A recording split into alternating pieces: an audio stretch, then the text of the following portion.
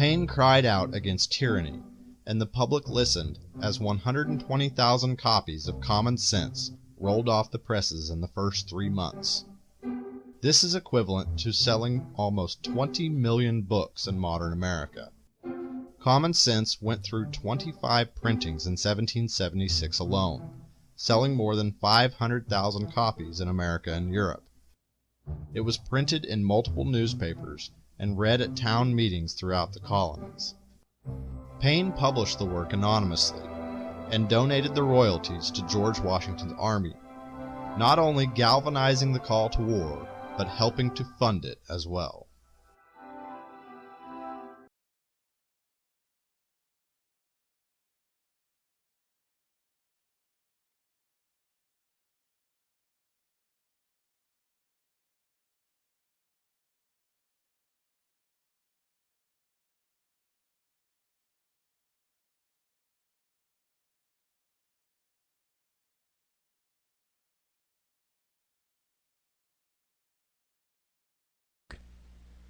Common Sense by Thomas Paine. Chapter 1. Of the Origin and Design of Government in general, with concise remarks on the English Constitution. Some writers have so confounded society with government as to leave little or no distinction between them, whereas they are not only different, but have different origins. Society is produced by our wants, and government by wickedness.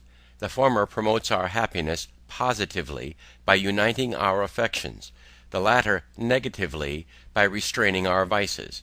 The one encourages intercourse, the other creates distinctions. The first is a patron, the last a punisher. Let us suppose a small number of persons settled in some sequestered part of the earth, unconnected with the rest. They will then represent the first peopling of any country, or of the world. In the state of natural liberty, society will be their first thought. 1,000 motives will excite them hitherto. The strength of one man is so unequal to his wants, and his mind so unfitted for perpetual solitude, that he is soon obliged to seek assistance and relief of another. 4 or 5 united would be able to raise a tolerable dwelling in the midst of a wilderness, but one man might labor out of the common period of his life, without accomplishing anything. When he had felled his timber he could not remove it, nor erect it after it was removed. Hunger in the meantime would urge him from his work, and every different want call him a different way. Disease, nay even misfortune, would be death. For though neither might be mortal, yet either would disable him from living, and reduce him to a state in which he might rather be said to perish than to die.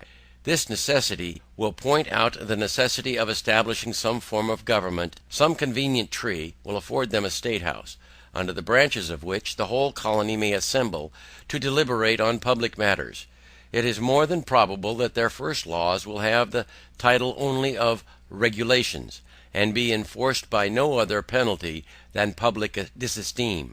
In this first parliament every man, by natural right, will have a seat. But as the colony increases, the public concerns will increase likewise, and the distance at which the members may be separated will render it too inconvenient for all of them to meet on every occasion as at first, when their number was small, their habitations near, and the public concerns few and trifling. This will point out their convenience of their consenting to leave the legislative part to be managed by a select number chosen from the whole body, who are supposed to have the same concerns at stake which those have who appointed them.